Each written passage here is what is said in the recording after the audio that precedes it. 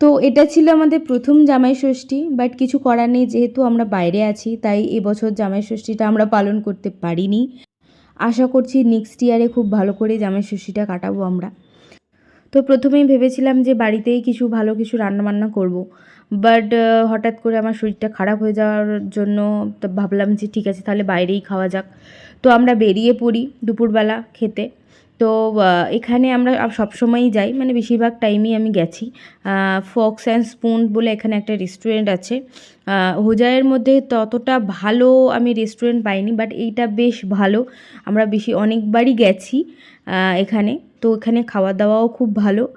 আর তারপরে আমরা গিয়ে ওখানে একটু ওয়েট করছিলাম, অর্ডার দিয়েছি। ফার্স্টে একটা স্যুপ অর্ডার দিয়েছিলাম, তারপরে একটু স্টার্টার অর্ডার করেছিলাম, আর তারপরে একটু fried rice, mixed fried rice আছে, এইগুলো অর্ডার করেছিলাম। তো আজকের দিনের পুরো ট্রিটটাই আমি ওকে দিয়েছি।